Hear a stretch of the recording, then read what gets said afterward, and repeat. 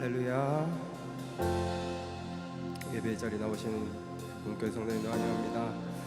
우리 약할 때 강함 되시는 주님을 바라보시면서 우리가 다 같이 찬양하며 나가기를 원합니다.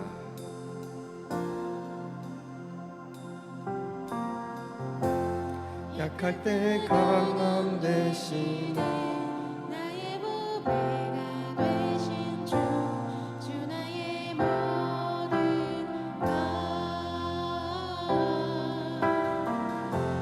주 안에 있는 보물을 나는 포기할 수 없네. 주 나의 모든 다시 한번 고백하기를 원합니다. 약할 때 강함 되시네. 약할 때 강함 되시네. 나의 보배가 되신 주 나의 모든 것 주 안에 있는 보물을 나는 포기할 수 없네. 주 나의 모든 것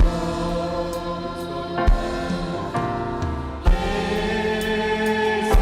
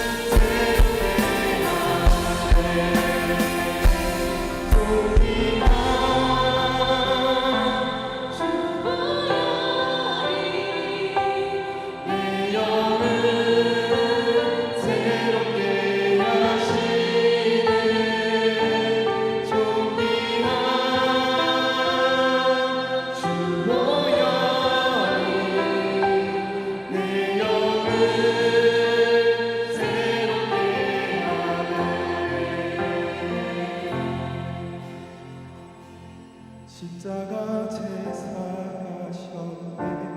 주님의 이름 찬양해 주 나의 모든 것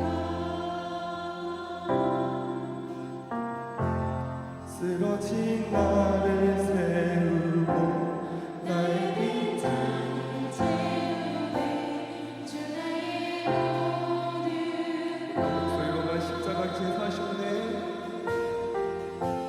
십자가 제사하셨네. 주님의 이름 찬양해 주 나의 모든 것 쓰러진 나를 세우고 나의 빈잔을 채우네 주 나의 모든 우리가 마음을 더 담아서 고백하기를 원합니다. 십자가 제사하셨네. 십자가 제사하셨네 주님의 이름 찬양해 주 나의 모든 것 쓰러진 나를 세우고 쓰러진 나를 나의 빈잔을 채우셨습니다. 나의 빈잔을 채우네 주 나의 우리가 예수 그 어린 양 예수님을 찬양합시다. 예수 어린 양. 예수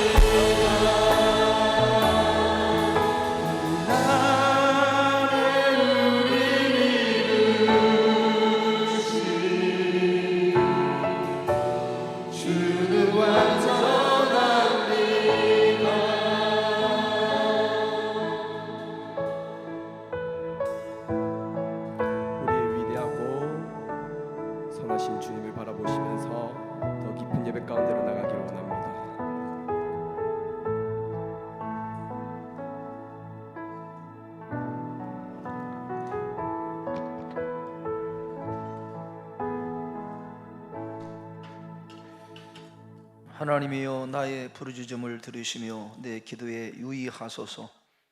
내 마음이 약해질 때에 땅끝에서부터 주께 부르짖으려니 나보다 높은 바위에 나를 인도하소서. 주는 나의 피난처시요 원수를 피하는 경관 망대이심이니이다. 내가 영원히 주의 장막에 머물며 내가 주의 날개 아래로 피하리이다. 아멘. 하나님은 영이시니 예배하는 자가 영과 진리로 예배할지어다. 하나님 영으로 이 자리에 임하시고 한 분 한 분 성령으로 충만 붙잡아 주시옵소서. 우리의 누추함과 허물과 죄악을 보혈로 깨끗게 하사 정결한 마음을 가지고 깨끗한 마음을 가지고 하나님을 예배할 수 있도록 도와주시옵소서. 성령님을 환영합니다. 오셔서 이곳에 성령 충만함으로 역사해 주시옵소서. 사도신경 우리의 신앙을 함께 고백하겠습니다. 나는 전능하신 아버지 하나님 천지의 창조주를 믿습니다. 나는 그의 유일하신 아들 우리 주 예수 그리스도를 믿습니다. 그는 성령으로 잉태되어 동정녀 마리아에게서 나시고 본디오 빌라도에게 고난을 받아 십자가에 못 박혀 죽으시고 장사된 지 사흘 만에 죽은 자 가운데서 다시 살아나셨으며 하늘에 오르시어 전능하신 아버지 하나님 우편에 앉아 계시다가 거기로부터 살아있는 자와 죽은 자를 심판하러 오십니다. 나는 성령을 믿으며 거룩한 공교회와 성도의 교제와 죄를 용서받는 것과 몸의 부활과 영생을 믿습니다. 아멘. 찬송가 273장 찬양하겠습니다.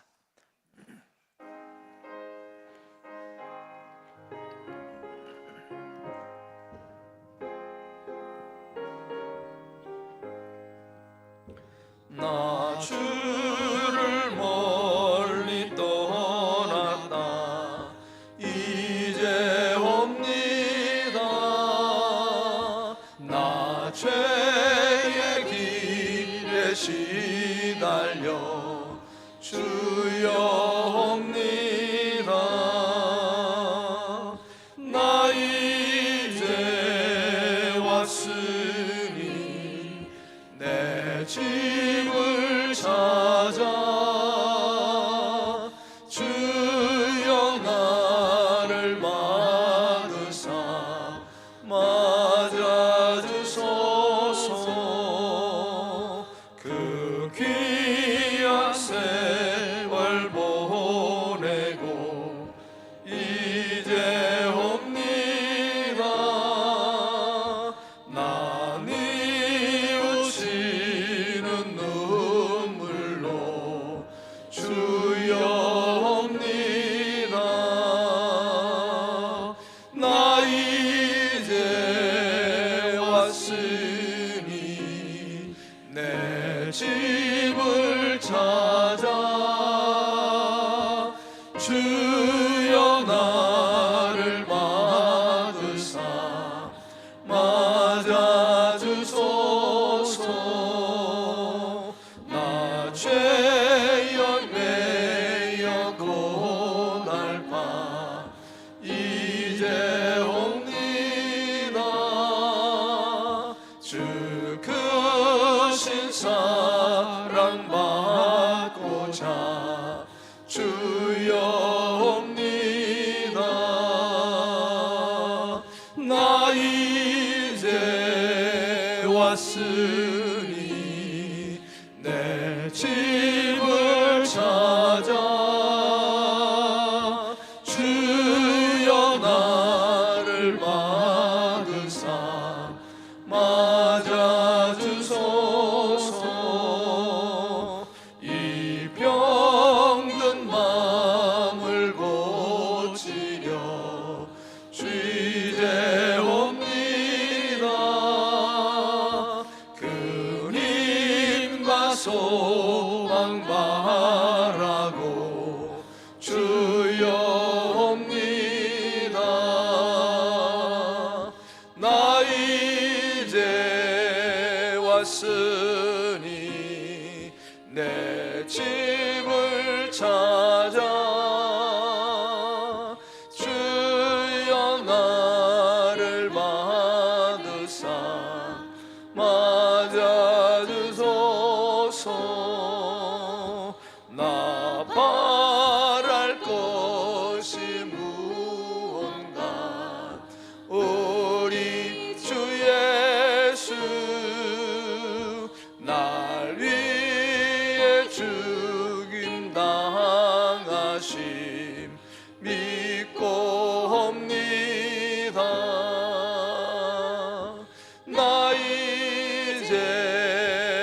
왔으니 내 집을 찾아 주여 나를 받으사 맞아주소서. 아멘. 예배를 위해서 오성걸 장로님께서 대표로 기도해 주시겠습니다.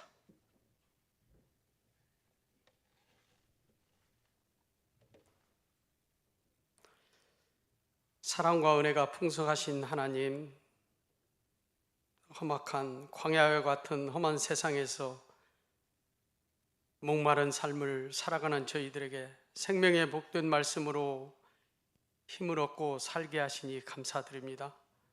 아버지, 오늘 또 우리에게 복 주시마 약속한 거룩한 날, 주님의 날 허락하시고 십자가 보혈을 의지하여 믿음의 다리로 부르셔서 이 시간 영과 진리로 예배드리게 하심을 더욱 감사드립니다.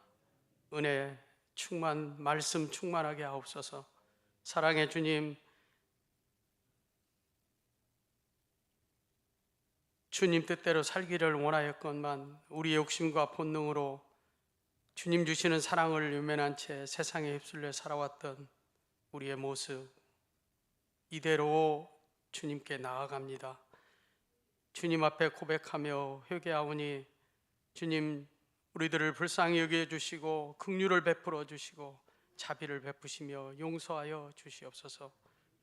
우리 대한민국을 사랑하시는 하나님 아버지, 다툼과 분열의 영들이 사라지게 하시고 창조의 질서를 방해하는 모든 악법들이 재정되지 못하도록 성령의 능력으로 소멸되게 하셔서 주님이 다스리는 복된 나라, 복된 민족 되게 하옵소서. 은혜로우신 하나님, 여름 교회학교와 여름 행사를 기대하고 기도드립니다. 유치, 유초등부, 중고등부, 청년부, 장년부에 이르기까지 성령의 뜨거운 체험과 꿈을 키워가는 주님의 첫사랑을 회복시켜 주시옵소서. 특별히 다음 세대를 이끌어갈 주의 자녀들이 꿈을 꾸며 새롭게 변화하여 이 시대를 감당할 수 있는, 그리하여 하나님의 교회가 왕성해질 수 있는 우리 부경교회 다음 세대들 부흥의 주역들로 세워지도록 축복하여 주시옵소서. 우리의 몸을 죄에게 내어주지 않게 하시고 말씀을 듣고 깨달아진 만큼 행하는 담대한 믿음으로 하나님의 뜻을 따라 하나님의 은혜로 살아내게 하여 주시옵소서. 주님의 사랑과 은혜가 넘쳐나게 하사 성도님들 한 분 한 분 하나님 모시기 아름답고 언제나 하나님께서 원하시는 뜻을 따라 순종하며 감사하는 사랑의 공동체, 기도하는 교회, 복음 전하는 교회, 사랑이 넘치는 교회, 은혜 충만한 교회로 인도하여 주시옵소서. 여호와 라파의 하나님, 병중에 연약함에 고통받는 성도들에게 주께서 친히 방문하여 치료하여 주시고 주님의 그 깨끗한 보혈로 완전하게 회복시켜 주실 줄 믿고 감사함을 드립니다. 마음의 상처로 공황장애로 어둠 속에 헤매는 저들에게 찾아주시어서 고치시고 정직한 영으로 회복시켜 주시옵소서.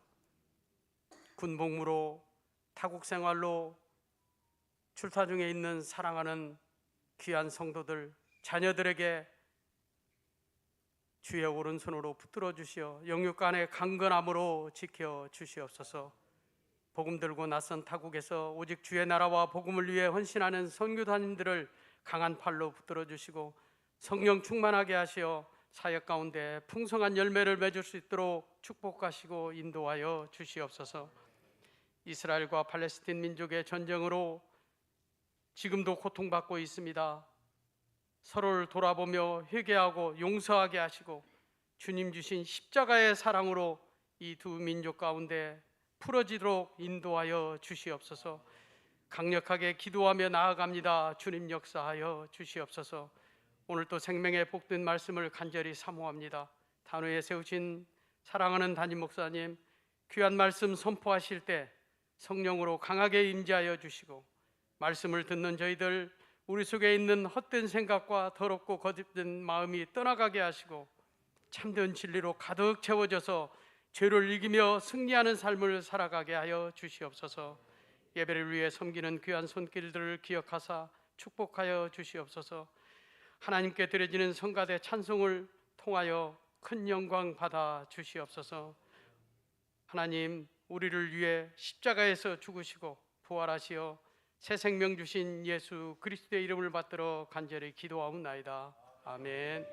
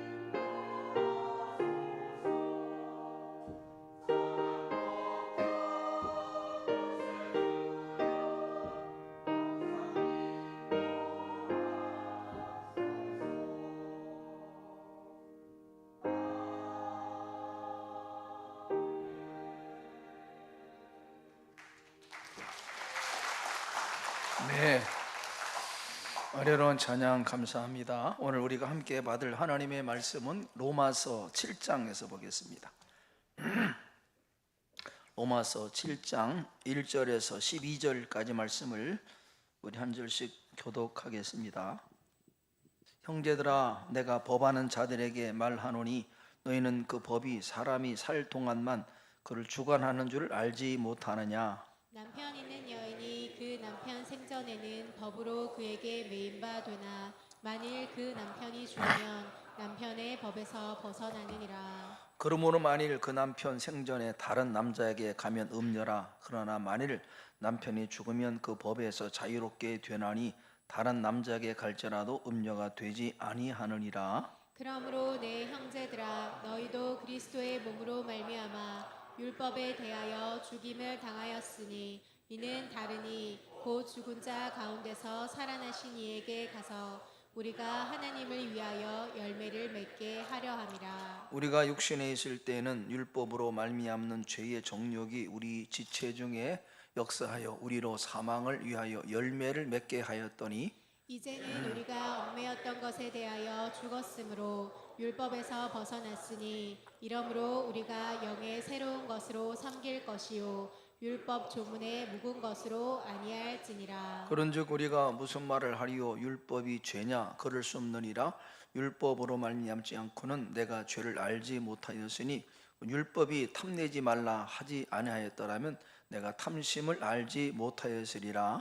그러나 죄가 기회를 타서 계명으로 말미암아 내 속에서 온갖 탐심을 이루었나니 이는 율법이 없으면 죄가 죽은 것임이라. 전에 율법을 깨닫지 못했을 때에는 내가 살았더니 계명이 이름에 죄는 살아나고 나는 죽었도다. 생명에 이르게 할 그 계명이 내게 대하여 도리어 사망에 이르게 하는 것이 되었도다. 죄가 기회를 타서 계명으로 말미암아 나를 속이고 그것으로 나를 죽였는지라. 이러보건대 율법은 거룩하고 계명도 거룩하고 의로우며 선하도다. 아멘. 할렐루야. 찬송가 205장에 후렴에 이런 가사가 있습니다. 나 항상 듣던 말씀, 나 항상 듣던 말씀, 주 예수 크신 사랑 또 들려주시오. 이런 가사가 있습니다. 이 찬송 작가가 나 항상 듣던 말씀, 그 말씀이 무엇일까? 여러분, 그것은 예수님께서 나를 위해서 십자가에서 피 흘려 죽으셔서 내 죄를 사해 주시고 나를 구원해 주신 바로 예수님의 이야기가 내가 항상 듣던 말씀이라 합니다. 복음이, 바울이 이것을 복음이다 그렇게 말하고 있습니다. 세상에서 가장 기쁘고 복된 소식, 복음, 그것은 우리가 뭐 로또에 당첨되고 뭐 자녀가 대학에 들어가고 증진도 기쁘지만은 나를 예수께서 십자가에서 피 흘려 죽으심으로 내 모든 죄를 다 용서하시고 나를 구원해 주신 이 복음이야말로 세상에서 가장 기쁜 소식이다 그렇게 말하는 것입니다. 우리가 지난주 예수님과 연합해서 십자가에 죽고 주님과 연합해서 예수 부활에 참여한 구원받은 그리스도인은 더 이상 죄에게 자기를 종으로 내어놓지 말아야 되고 하나님께 자기를 거룩한 무기로 드려야 된다. 왜 그런가? 두 가지입니다. 두 가지. 첫 번째는 우리의 추하고 더러운 죄악을 주님께서 십자가에서 몸찢겨 피 흘려 그 값을 다 지불하셨습니다. 값이 지불되었습니다. 그래서 바울은 우리가 이제는 법 아래 있지 않고 은혜 아래 있다 그렇게 말합니다. 이 말은 전에는 죄를 지음으로 죄의 종, 죄에 대해서 채무 인생이었는데 예수님께서 우리의 죄값을 십자가에서 다 갚았기 때문에 더 이상 죄에게 끌려다니지 말아야 된다 하는 것을 바울이 말씀합니다. 그래서 바울은 죄가 너희의 몸을 지배하지 못하게 하라. 죄가 너희의 삶의 주인 행세 못하게 하라. 그래. 왜? 주님께서 값을 지불했기 때문에. 두 번째는 왜 우리가 죄에게 나를 드리지 말아야 되는가 하면은 죄의 종이 됨으로 따르는 열매와 그 마지막 결과 때문입니다.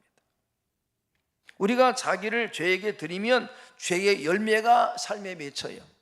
어떤 것입니까? 두려움, 죄책감, 불안, 고통, 수치, 허무, 공허. 여러분, 죄도 잠깐의 쾌락이 있습니다. 잠깐의 쾌락. 그 잠깐의 쾌락과 즐거움은요, 거짓 쾌락입니다. 거짓 즐거움이에요. 결국은 그 마지막은 파멸과 사망이요 지옥 형벌이기 때문에 그 죄에 자기를 드리지 말라. 그 마지막은 지옥입니다. 그래서 죄에게 나를 드리는 것이 대단히 어리석다는 거죠. 여러분, 죄를 지으면은 잠깐의 즐거움이 있습니다. 잠깐의 쾌락했지만 그 마지막은 형벌입니다. 마지막은 지옥이기 때문에 더 이상 죄에게 자기를 내놓지 말라 그렇게 바울이 말씀합니다. 그러나 하나님께 자기를 거룩한 무기로 드리면 거룩한 열매를 맺게 됩니다. 거룩한 열매, 평안, 감사, 기쁨, 하늘 은총, 보람, 축복, 마지막은 영생, 마지막은 영원한 하나님의 나라. 이것이 거룩한 하나님께 나를 드림으로 받는 복입니다. 그렇다면 우리가 나를 어디에 드릴 것인가? 죄에게 드려서 죄의 열매를 맺을 것인가? 하나님께 드림으로 하나님이 주시는 은총을 받을 것인가? 여러분, 날마다 죄에게 나를 드리지 말고 하나님께 드림으로 주님 주시는 그 복을 누리고 사는 우리 성도 되기를 주의 이름으로 축복합니다.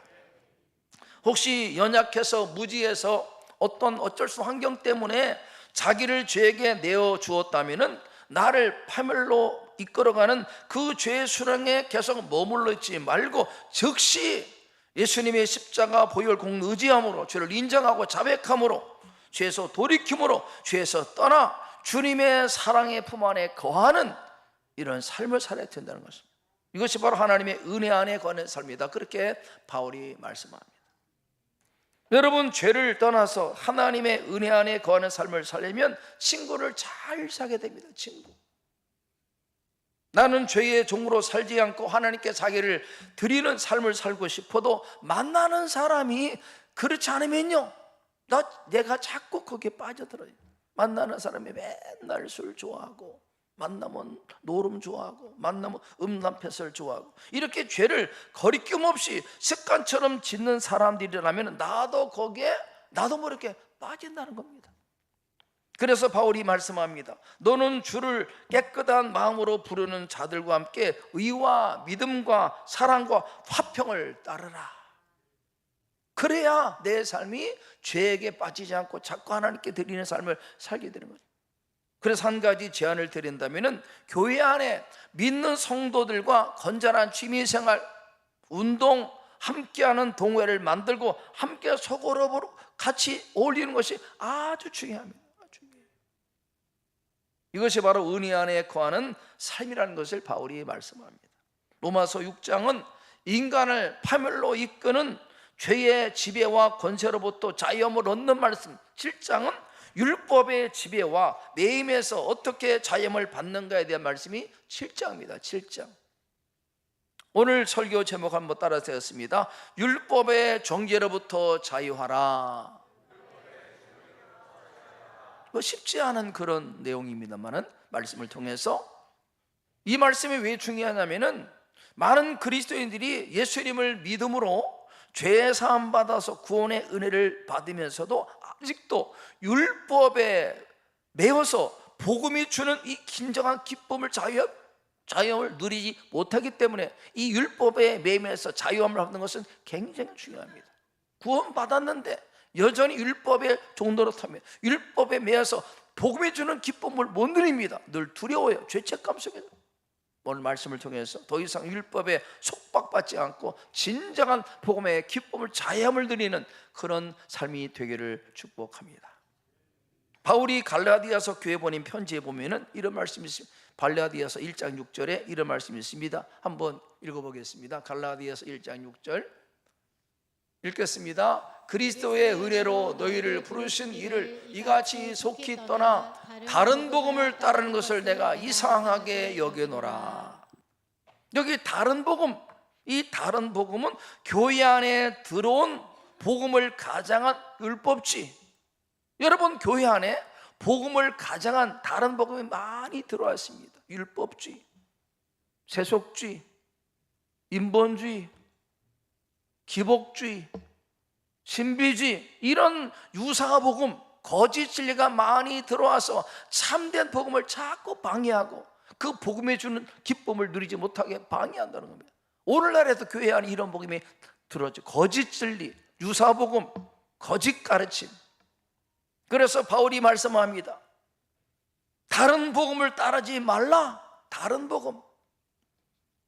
오늘날 교회 안에 들어온 다른 복음, 복음을 가장한 거짓 복음, 유사 복음, 거짓 진리 교회 안에 많이 들어왔습니다. 그래서 이 거짓 복음 때문에 참된 복음의 기쁨을 놓쳐요. 누리지 못하고 늘 두려움 속에서. 율법주의가 그렇다는 거죠. 이것이 왜 위험합니까? 거짓 복음은, 다른 복음은 우리를 파멸로 이끌기 때문에 거짓 복음을 정말 조심해야 돼요. 그렇다면 교회 안에 들어와 있는 유사복음, 거짓복음이 무엇인가? 첫 번째가 세속주의입니다. 세속주의. 세상과 적당히 타협하면서 하나님과 세상 사이에서 양다리 걸치고 죄를 합리화하고 복잡하고 다양한 현대 생활을 살아가려면 적당하게 거짓말도 해야 되고 술도 한잔해야 되고 정직하게 살면 바보라고 하는 이런 생각이 복음의 참된 기쁨을 누리지 못하게 하는 것입니다. 세속주의. 여러분, 세속주의는 복음이 아닙니다. 거짓 진리입니다. 두 번째는 신비주의. 여러분, 체험은 중요합니다. 그러나 체험을 하나님의 말씀의 권위보다 더 위에 두고 하나님의 말씀에 기초하지 않고 자꾸 체험에 신앙의 기초를 두는 것은 위험한 것이죠. 성령님의 역사는 철저하게 그리스도를 지향하는데 성령 자체에 자축 관심을 갖게 되면요, 결국은 신비주의, 현상에 빠지고 체험에 빠지면 신비주의에 빠지게 됩니다. 이 신비주의의 특징이 영적인 가스라이팅이 많습니다. 영적인 가스라이팅, 자꾸 빠져요. 자기도 모르게 거기에 빠지게 됩니다. 세 번째는 기복주의입니다. 기복주의. 하나님의 말씀 앞에서 자기를 돌아보고 주님의 뜻 앞에서 자기의 삶을 변화시키고, 변화되기보다도 무속신앙처럼 삶의 변화는 무관심하고 그저 자기 배만 채우겠다고 하는 욕심을 구하는 이런 신앙이 기복주의입니다. 기복주의. 하나님의 뜻은 관계없고 내 삶의 변화는 관계없고 그저 내 배만, 욕심만 채우겠다고 하는 그런 생각, 이것이 기복주의라는 거죠. 네 번째는 혼합주의입니다. 혼합주의. 모든 종교에도 다 구원이 있다, 예수님만이 구원자란 예수님의 유일성을 부정합니다. 아침에는 사찰에 가서 참배하고 저녁에는 교회에 나가서 기도하고 어느 시대든 상관없다, 이런 예수님의 유일성을 부정하는 이 혼합주의가 교회 안에 들어왔습니다. 성경은 오직 우리의 구원자는 유일하신 예수밖에 없다, 예수 그리스도가 유일한 구원자니 다른 이름을 주지 않았다 그랬습니다. 다섯 번째, 인본주의입니다. 살아계신 하나님을 배제한 채 인간의 합리적인 생각을 우선시하는 것, 성경이 말하는 참된 신앙은 아닌 것입니다. 가나안 땅 정탐꾼 보십시오. 10명이 매우 합리적 보고를 했습니다. 그러나 그 10명의 보고는요, 하나님의 능력을 배제한 인본주의입니다. 결국 그들은요, 그 생각 때문에 가나안 땅에 다 못 들어갔습니다. 믿음. 하나님의 능력을 인정하는 믿음이 중요해요. 그러므로 교회 안에 들어와 있는 세속주의, 신비주의, 기복주의, 혼합주의, 인본주의, 이런 것들을 조심해야 복음이 주는 기쁨을 누리게 되는데, 이거에서 속으면요, 복음의 능력을, 기쁨을 못 느낀다는 거죠. 오늘 본문에 바울이 말하는 율법주의, 율법주의가 뭐냐? 여러분, 율법주의는 그 당시 바리새인들이 율법주의 대표입니다. 율법주의.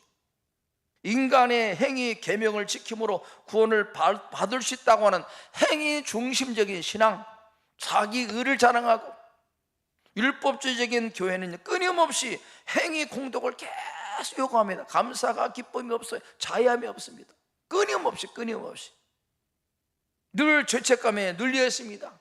인간의 행위가 아무리 노력해도 하나님에 도달할 수 없잖아요. 늘 마음이 무겁고 평안이 기쁨이 없습니다. 늘 두려움과 죄책감에 가득한 그런 마음이 율법주의 전형이죠. 자신의 행위를 앞세우다 보니까 자기의 의가 기준이 돼서 다른 사람을 함부로 판단, 정죄, 비난합니다. 율법주의 대표 바리새인들 늘 정죄하잖아요. 성전에 가서 기도하는데 이렇게 기도합니다. 나는 저 바리새인과 같지 않습니다. 자기 의를 자랑합니다. 매일 3번 기도하고 일주일에 2번 금식하는 것이 자기 의가 돼서 그렇지 못한 사람을 정죄, 판단하는 것, 율법주의 신앙이죠. 끊임없이 다른 사람과 자기의 신앙을 비교합니다. 신앙은 하나님 앞에 하는 것인데 자꾸 사람 의식하고 사람과 비교하고, 그래서 외식에 빠지는 것, 이것이 율법. 이런 율법주의 신앙은요, 그 안에 참된 기쁨이 없어요. 늘 뭔가 채워지지 않는 거죠. 율법주의 신앙은 하나님과 사람 앞에서 자신의 믿음이 얼마나 좋은가, 자기가 얼마나 대단한가를 과시합니다. 행위를 자꾸 강조합니다. 행위. 그러나 복음에 기초한 참된 믿음의 기초는 바로 예수님의 십자가 구성의 사랑이 믿음의 기초지, 내 의가, 행위가 기초가 될 수 없다는 걸 아셔야 됩니다. 그래서 바울이 로마서 8장 1절 2절 이렇게 말씀합니다. 읽겠습니다. 로마서 8장 1절 2절 다 함께 읽겠습니다. 로마서 8장 1절 2절 읽겠습니다. 그러므로 이제 그리스도 예수 안에 있는 자에게는 결코 정죄함이 없나니 이는 그리스도 예수 안에 있는 생명의 성령의 법이 죄와 사망의 법에서 너를 해방하였음이라. 여러분, 예수님께서 십자가에서 죽으시고 우리를 위해서 희생제물이 되신 것은 우리를 죄와 율법의 매임에서 구원, 자유케 하시라고 그렇게 하셨다. 바울이 우리를 죄와 율법의 매임에서, 죄의 매임에서, 율법의 속박에서 자유케 하려고 주님이 죽으셨다는 겁니다. 그래서 율법의 속박에서 자유함을 받아야 복음이 주는 기쁨을 누리게 됩니다. 복음의 기쁨을 누리는데 많은 사람이 여전히 율법에 매여서 복음의 기쁨을 못 누립니다. 늘 두려워요. 죄책감, 뭔가 모르게 자기를 자꾸 주장하는 거죠. 바울은 구원받은 성도와 율법의 관계를 결혼제도로 설명합니다. 결혼제도. 바울 당시 혼인법은 남자와 여자의 대등한 사랑의 계약이라기보다는 한 여자가 한 남자에게 종속되는 그런 결혼이었다고 합니다. 바울은 말씀합니다. 우리가 주님을 알기 전에 율법 남편에게 종속된 삶이었다. 율법 남편은 겉으로는 아주 번절합니다. 반듯하고 흐트러졌고 얼마나 매너가 좋은지. 그런데 막상 결혼해 보니까 율법 남편이 얼마나 엄격한지 몰라. 엄격해요. 가정생활 10계명을 정하고 규칙을 어기면 엄격한 벌로 다스리고, 아침밥은 절대로 거르지 말 것, 어제와 동일한 반찬과 국은 식탁을 내지 말 것, 매일 집안 청소할 것, 엄격한 규칙을 정하고 그 아내를 얼마나 닥달하는지. 저녁 9시 이전에는 반드시 들어올 것. 그래서 율법 남편과 결혼한 아내는 가정 10계명을 지키기 위해서 잔뜩 긴장합니다. 어쩌다 실수하면요, 밥이라도 터면 남편이 얼마나 닥달하는지. 매일 하는 밥도 못하냐고 맨날 닥달하는 거예요. 이것이 율법이요. 정죄, 판단, 비판. 그래서 아내는 가정비를 남편을 사랑해서 하는 것이 아니라 벌칙과 불효령이 무서워서 두려워서 하는 겁니다. 기쁨이 사라졌어. 그 안에 감사가 사라졌어요. 규칙과 조항과 법에 매워서 벌 받을까 봐 두려운 가운데 하나님을 섬기는 것이 율법이죠. 율법. 복음이 아닙니다, 여러분. 왜 예배합니까? 왜 거룩한 날 예배합니까? 벌 받을까 봐? 왜 11조 합니까? 벌 받을까 봐? 아닙니다. 그게 율법주의입니다. 그러다가 율법 남편이 죽었습니다. 남편이 살아있을 동안에는 남편에게 종속되었지만은 남편이 죽은 이후에 남편에게서 자유합니다. 남편이 정해놓은 규칙에서도 자유했습니다.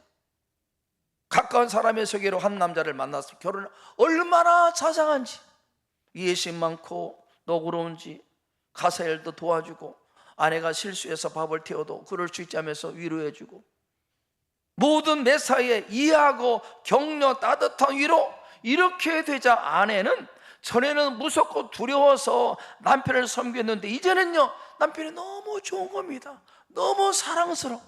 그래서 너무 사랑스러워서 이제는 감사함으로, 자원해서, 기쁨으로, 사랑 때문에 남편을 섬기는, 이것이 복음이에요. 복음. 근데 율법은요, 두려워서. 복음은 기쁨으로, 감사함으로, 사랑스러워서. 남편의 인품과 이해, 격려, 따뜻한 그 말에 감동받아서 사랑하기 때문에 즐거움으로, 자원해서, 감사함으로 남편을 섬기는 것이 복음입니다. 이게 복음이에요. 그래서 너무 기뻐서 매일 아침에 밥도 따뜻하게 하고, 매일 아침 계란 후라이도 해주고, 청소도 깨끗하게 하고, 좋으니까, 너무 감사하니까, 기쁘니까, 남편이 너무 좋으니까 하는 겁니다. 바울은 혼인을 예로 들어 설명합니다. 우리가 전에는 타락한 죄의 본성에 매여서 율법 남편에게 종속되어서 하라 하지 말라 엄격한 규칙 속에 두려움으로 살았다. 그러나 그러다가 넘어지고 실수하면 가차없이 율법 남편이 정죄합니다. 비난합니다. 막 뭐라고 나무라. 그러나 이제 예수님 십자가의 죽으심으로 말미암아 우리의 주인으로 타던 죄와 율법의 남편에서 해방되었다. 그리고 새신랑 주님과 혼인, 이제는 은혜와 사랑과 긍휼과 용서의 법 아래 살게 되었다. 달라요. 달라. 근데 여전히 주님을 믿으면서도 여전히 율법 남편을 섬기는 것은요, 복음이 아니라는 겁니다. 아니라는 거. 그건 참된 신앙이 아니라는 거죠. 그러므로 신앙의 모습은요, 기쁨이요, 감사요, 자원함으로, 사랑해서 두려움이 아니라 감사함으로, 너무 좋아서, 왜? 예수님의 그 사랑 때문에. 6절 보니까 예수 그리스도께서 죽으심은 우리의 죄뿐 아니라 율법의 모든 요구를 다 충족하고 우리를 죄와 율법의 종노릇한 데서 해방 자유를 주신 것이다. 그렇게 바울이 말씀할, 이것이 복음입니다. 죄와 율법의 속박에서 자유. 이거 복음이죠. 복음. 많은 성도들이 죄로부터는 구원받았는데 율법에 의해서 자유화 못해서 자꾸 두려움 속에, 죄책감 속에 살아갑니다. 기쁨이 없습니다. 감사가 없어요.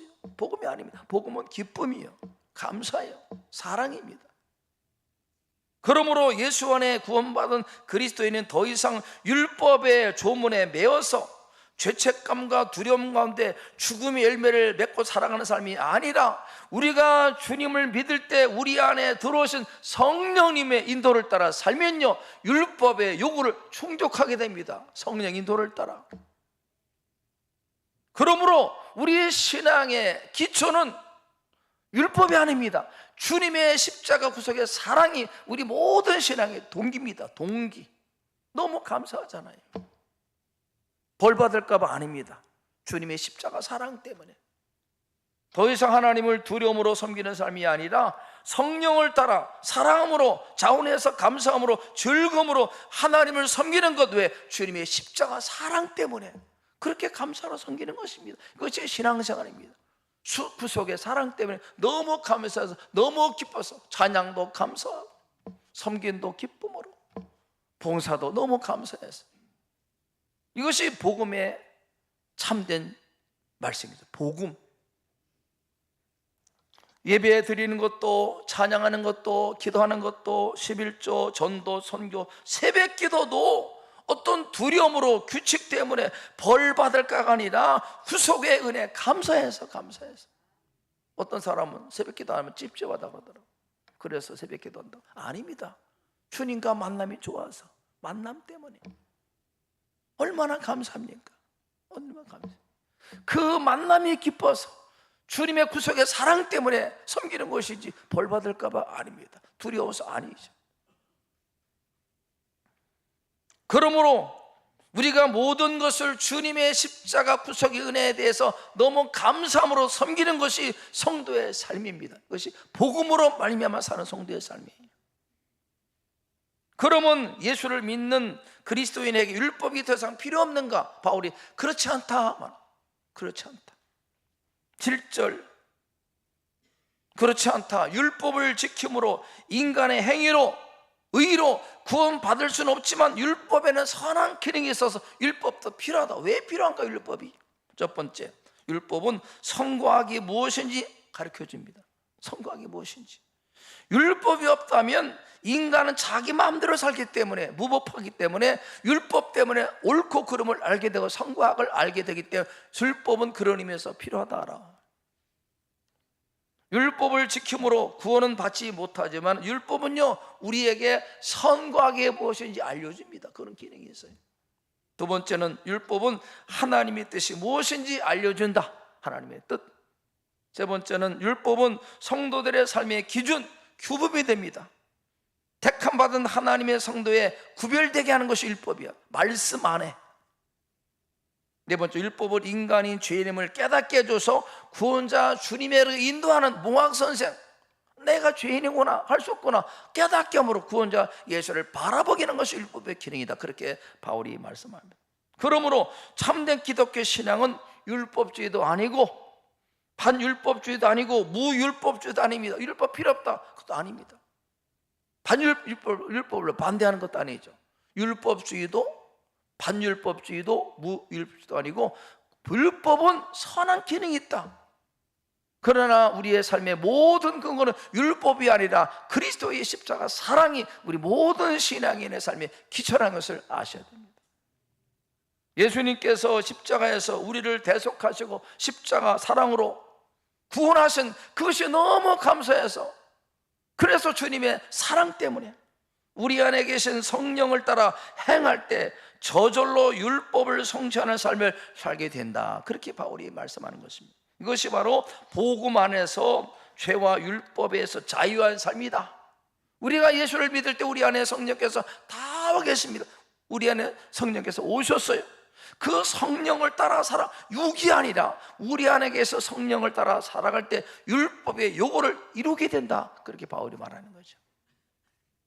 이제 말씀을 정리하겠습니다. 오늘 바울의 말씀을 요약하면은, 이 7장 말씀은 좀 굉장히 복잡합니다. 이해하기 어렵지만은 요약하면은, 예수 그리스도의 십자가 대속의 사랑으로 믿음으로 구원받은 그리스도인은 더 이상 죄와 율법의 속박에 매어 사는 삶이 아니다 하는 거죠.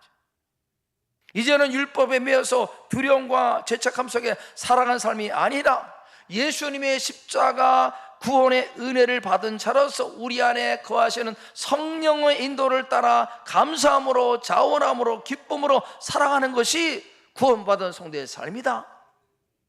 그럴 때 율법의 요구가 저절로 이루어진다는 것입니다. 성령의 법 안에 율법의 요구가 이루어진다는 거예요. 한 불량한 청소년 아들이 공부도 하지 않고 머리는 장발이고 옷도 아무렇게나 입고 그렇게 아들을 변화시키기 위해서 그 부모님이 별별 노력을 다했지만은요, 안 변하는 것입니다. 규칙을 정해서 엄하게 매도 때리기도 하고 부드럽게 타일로 보기도 했지만은요, 안 변하는 겁니다. 그런데 어느 날부터인가 아들이 변했어요. 변하기 시작합니다. 말 안 해도 머리도 단정히 깎고 옷도 단정히 입고. 왜 그런가 봤더니 매우 착한 모범적인 여학생과 사랑에 빠지게, 그러니까 머리도 깎고 알아서 공부도 하고 아주 단정해 사람이 바뀌었어. 그 여학생과 사랑에 빠졌기 때문에. 이 남학생에 일어난 변화는 부모의 잔소리 때문이 아니라 학교 규칙 때문이 아니라 여학생과의 사랑, 우리의 신앙의 기초, 삶의 기초가 바로 예수님의 사랑이요, 하나님의 사랑, 규칙이 아니라 법이 아니라 주님의 구속의 사랑이 우리 모든 신앙의 기초입니다. 기초. 사랑 때문에. 그래서 바울이 말씀합니다. 예수님의 십자가 사랑으로 구원받은 성도는 무서운 율법 남편의 요구에 따라 육신에 끌려 벌 받을까 봐 두려움과 죄책감 속에 살아간 삶이 아니라 십자가에서 우리의 죄값을 치르기 위해서 자신의 몸을 희생하면서까지 우리를 사랑하신 그 주님의 그 사랑, 십자가 은혜, 우리 안에 거하신 성령님의 인도를 따라 살아가는 것이 바로 구원받은 성도의 삶이다. 그렇게 바울이 말하는 것입니다. 때문에 진짜 복음을 경험한 사람은요, 기쁨이 있어요. 늘 감사해. 왜? 주님의 사랑 때문에. 우리 안에 뭔가 짜증이 있고 감사가 사라졌습니까? 복음을 놓치는 겁니다. 얼마나 감사한데 왜 기쁨을 빼앗깁니까? 왜 원망합니까? 섬기면서 왜 원망합니까? 우리의 모든 신앙의 기초는 바로 십자가 구속의 은혜입니다. 주님의 사랑입니다. 이제는 주님을 섬기되 두려움이 아니라 죄책감이 아니라 감사함으로, 기쁨으로, 자원함으로 그렇게 주님을 섬기는, 그렇게 살아가는 우리 모든 성도 될 수 있기를 주의 이름으로 축복합니다. 십자가 복음은 죄와 율법의 속박의 소리를 자유케 하신 것입니다. 죄와 율법의 속박에서 자유함을 받았습니다. 우리 안에 계시는 성령을 따라 행함으로 날마다 기쁨 속에, 감사 속에 승리하는 우리 우경 성도 될 수 있기를 주님의 이름으로 축원합니다. 기도드리겠습니다.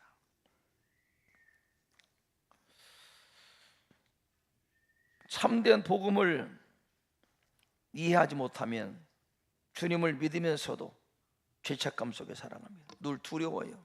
벌 받을까 봐. 그러나 바울이 말합니다. 주님의 십자가 사랑으로 구원받은 성도는 더 이상 무서운 율법의 속박에 매어 사는 삶이 아니라 예수님의 십자가 사랑 때문에 감사와 기쁨이 넘치는 삶이다. 그렇게 말하고 있습니다. 예수님의 십자가 죽음으로 율법 남편에서 자유함을 받았습니다. 더 이상 어떤 조항과 규칙과 형벌이 우리의 삶의 근거가 될 수 없습니다. 주님의 십자가 사랑이 우리 모든 성도의 기초입니다. 기초.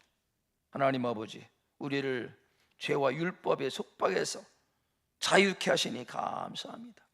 더 이상 두려움으로, 죄책감으로 주님을 섬기는 것이 아니라 감사해서, 너무 기뻐서, 주님의 사랑 때문에 날마다 자원함으로, 감사함으로 주님을 예비하고 섬기는 우리 성도 삶이 될 수 있도록 도와주시옵소서.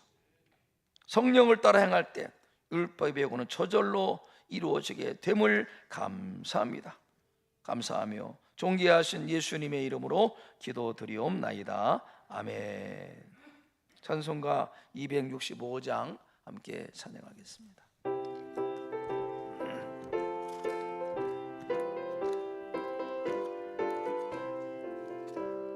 주 십자가를 지심으로 죄인을 구속하셨으니 그 피를 보고 믿는 자는 주님의 진노 면하네. 내가 그 피를 유월절 그 향해 피를 벌 때에 내가 널 넘어서 가리라. 흉악한 죄인 개수라도 예수는 능히 구원하네. 온몸을 피에 담글 때 주님의 진노 면하겠네. 내가 그 피를 유월절 그 향해 내가 피를 볼 때에 내가 널 넘어서 가리라. 심판할 때에 모든 백성 행한 일대로 복을 받네. 주님의 피로 죄 씻으면 주님의 진노 면하겠네. 내가 그 피를 유월절 그 향해 피를 벌 때에 내가 널 넘어서 가리라. 주의 사랑 그 신름에 보혈의 능력 의지하세. 심판의 불이 내릴 때 주님의 진노 면하겠네. 내가 그 피를 유월절 그 향해 피를 벌 때에 내가 널 넘어서 가리라. 아멘. 기도하겠습니다. 하나님 아버지, 죄의 종로로 타고